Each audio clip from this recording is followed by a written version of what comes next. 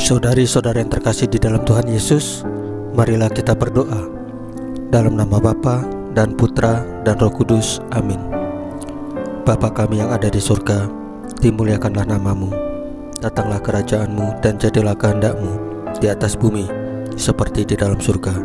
Berilah kami rezeki pada hari ini, dan ampunilah kesalahan kami seperti kami pun mengampuni yang bersalah kepada kami. Dan janganlah masukkan kami ke dalam pencobaan, tetapi bebaskanlah kami dari yang jahat. Ya Tuhan Yesus, Tuhan dan Juru Selamat kami satu-satunya, terima kasih untuk penjagaan, pemeliharaan, dan berkat-berkat-Mu bagi keluarga kami pada hari kemarin.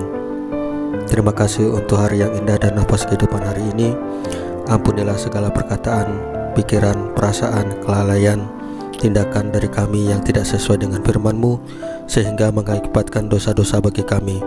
Ampunilah kami dengan kerahiman-Mu ya Tuhan Yesus, dan berikanlah kerinduan yang besar kepada kami untuk menyambut sakramen Maha Kudus, yaitu Engkau sendiri, baik dalam misa online ataupun misa offline.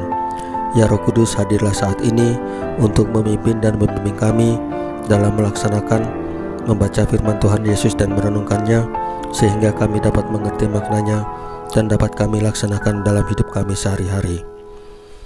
Amin. Dalam nama Bapa dan Putra dan Roh Kudus, amin. Pembacaan Injil Matius pasal 25 ayat 31 sampai dengan 46 dengan perikop penghakiman terakhir. Apabila Anak Manusia datang dalam kemuliaannya dan semua malaikat bersama-sama dengan Dia, maka Ia akan bersemayam di atas tahta kemuliaannya. Lalu semua bangsa akan dikumpulkan di hadapannya, dan Ia memisahkan mereka seorang daripada seorang, sama seperti gembala memisahkan domba dari kambing. Dan Ia akan menempatkan domba-domba di sebelah kanannya dan kambing-kambing di sebelah kirinya. Dan Raja itu akan berkata kepada mereka yang di sebelah kanannya, "Mari, hai kamu yang diberkati oleh Bapa-Ku, terimalah kerajaan yang telah disediakan bagimu sejak dunia dijadikan. Sebab ketika aku lapar, kamu memberi aku makan. Ketika aku haus, kamu memberi aku minum. Ketika aku seorang asing, kamu memberi aku tumpangan. Ketika aku telanjang, kamu memberi aku pakaian. Ketika aku sakit, kamu melawat aku. Ketika aku dalam penjara, kamu mengunjungi aku." Maka orang-orang benar itu akan menjawab Dia katanya, "Tuhan, bila manakah kami melihat Engkau lapar dan kami memberi Engkau makan, atau haus dan kami memberi Engkau minum? Bila manakah kami melihat Engkau sebagai seorang asing dan kami memberi Engkau tumpangan, atau telanjang dan kami memberi Engkau pakaian? Bila manakah kami melihat Engkau sakit atau dalam penjara dan kami mengunjungi Engkau?" Dan Raja itu akan menjawab mereka, "Aku berkata kepadamu, sesungguhnya segala sesuatu yang kamu lakukan untuk salah seorang dari saudaraku yang paling hina ini, kamu telah melakukannya untuk aku." Dan Ia berkata juga kepada mereka yang di sebelah kirinya, "Enyalah dari hadapanku, hai kamu orang-orang terkutuk, enyalah ke dalam api yang kekal, yang telah disediakan untuk iblis dan malaikat-malaikatnya.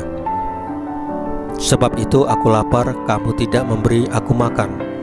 Ketika aku haus, kamu tidak memberi aku minum. Ketika aku seorang asing, kamu tidak memberi aku tumpangan. Ketika aku telanjang, kamu tidak memberi aku pakaian. Ketika aku sakit dan dalam penjara, kamu tidak melawat aku." Lalu mereka pun akan menjawab Dia katanya, "Tuhan, bila manakah kami melihat Engkau lapar atau haus, atau sebagai orang asing, atau telanjang, atau sakit, atau dalam penjara dan kami tidak melayani Engkau?" Maka Ia akan menjawab mereka, "Aku berkata kepadamu, sesungguhnya segala sesuatu yang tidak kamu lakukan untuk salah seorang dari yang paling hina ini, kamu tidak melakukannya untuk aku." Dan mereka ini akan masuk ke tempat sisaan yang kekal, tetapi orang benar ke dalam hidup yang kekal. Saudari-saudara yang terkasih di dalam Tuhan Yesus, bertobat biasanya bermula dari niat untuk menjauhkan diri dari tindakan-tindakan dosa yang umumnya terarah pada diri sendiri. Maka Bertobat berarti mengubah arah tujuan tindakan kita, yaitu dari terarah pada diri sendiri menjadi terarah kepada Allah dan sesama. Niat untuk berubah harus dikawal terus sampai terwujud dalam tindakan-tindakan nyata, karena bisa saja kita sudah puas diri dengan mencanangkan niat, tetapi tidak berlanjut sampai pada tindakan nyata. Untuk sampai pada tindakan nyata, kita harus rela meninggalkan kenyamanan dan kemudian memberikan perhatian pada Allah dan sesama, yaitu dengan melakukan perintah-perintah Allah.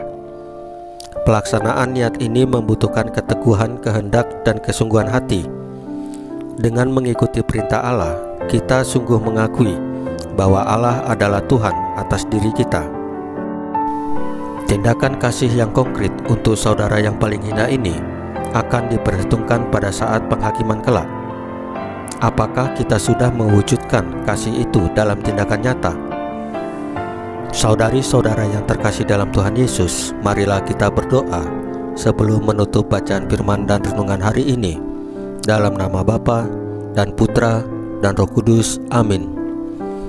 Ya Bapa, bantulah kami untuk mewujud nyatakan tobat kami dalam tingkah laku yang nyata, seperti yang Kau kehendaki untuk kami perbuat. Salam Maria, penuh rahmat, Tuhan sertamu. Terpujilah engkau di antara wanita, dan terpujilah buah tubuhmu Yesus. Santa Maria Bunda Allah, doakanlah kami yang berdosa ini, sekarang dan waktu kami mati. Ya Tuhan Yesus, tambahkanlah iman kami hanya kepadamu saja, karena Engkau adalah Tuhan dan Juru Selamat kami. Amin. Dalam nama Bapa dan Putra dan Roh Kudus, amin. Saudari-saudara yang terkasih di dalam Tuhan Yesus, bacaan firman dan renungan hari ini sudah selesai. Tuhan Yesus memberkati kita semua.